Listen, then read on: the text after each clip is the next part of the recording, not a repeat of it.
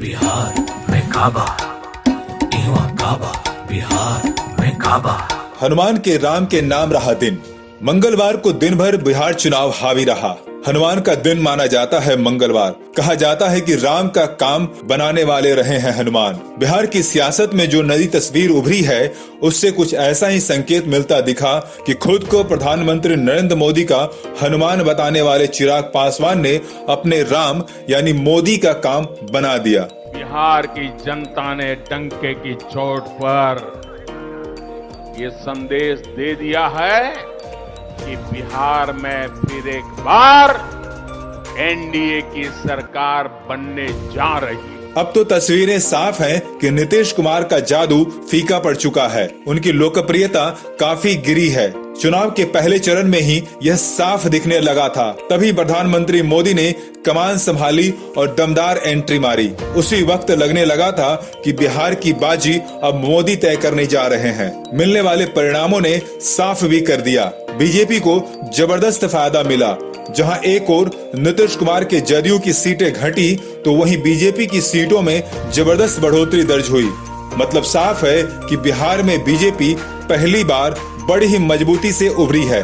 लंबे संघर्ष और समय के बाद बीजेपी को बिहार की राजनीति में बड़े भाई की भूमिका मिली है। यह चमत्कार मोदी ने कर दिया, इसमें कोई संशय तो नहीं, लेकिन उनके इस काम को आसान बनाने का काम किया उनके हनुमान यानी चिराग पासवान ने। इसे खारिज नहीं किया जा सकता है। माना तो यही जा रहा है कि बिहार में एनडीए की सरकार विशेषकर चीफ मिनिस्टर के खिलाफ जो भी एंटी इनकम्बेंसी का जहर था सब चिराग ने पी लिया।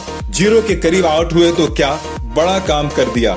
अगर महागठबंधन और एनडीए के बीच चिराग फैक्टर नहीं होता तो बहुत संभावना थी कि इससे राजद गठबंधन को फायदा मिल जाता, क्योंकि टेघरा, ओबरा, चकई, बेलखंड, बनियापुर, बहादुरपुर जैसे कुछ सीटें हैं जहां जदयू के प्रत्याशी जितने वोट से हारे उससे ज्यादा वोट एलजी के प्रत्याशियों ने समेटे। इसे एक नजरिए से जदयू के खिलाफ साजिश भी कहा जा रहा है।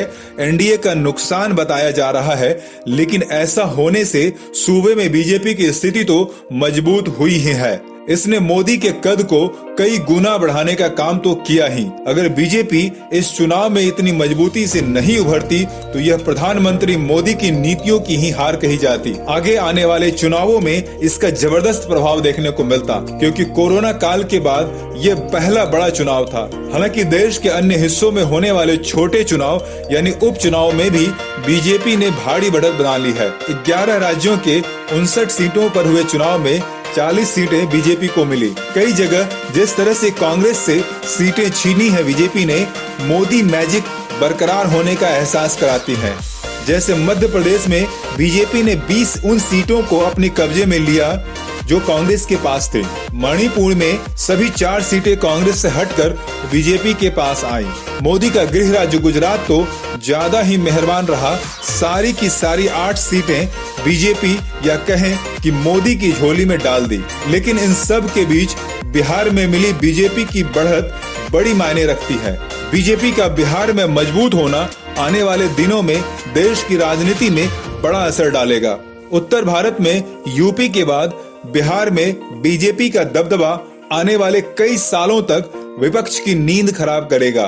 कुल मिलाकर कहा जाए तो हनुमान चिराग ने अपने राम मोदी का काम बहुत अच्छे से कर दिया। Rishi Kumar, capital community news.